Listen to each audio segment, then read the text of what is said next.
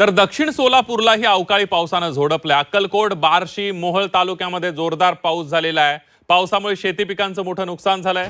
शेतकऱ्यांच्या हातातोंडाशी आलेला घास मातीमोल झालेला आहे। दक्षिण सोलापूर तालुक्यातील सातपूर असेल, निंबर्गी असेल, विंचूर, कुसूर, खानापूर, तेलगाव आदी गावांमध्ये वादळी वाऱ्यानं पावसानं थैमान घातलेलं आहे। शेतकऱ्यांची उभी पिकं अक्षरशः आडवी झालेली आहेत।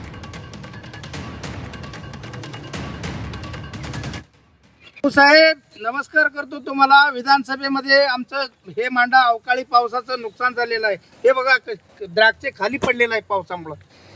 विंचूर बंडरगोटा पाऊस झालेला आहे, अवकाळी पावसामुळे द्राक्षे खाली पडलेलं आहे। हे मांडा विषय विनंती करतो तुम्हाला बापू साहेब, हे मांडा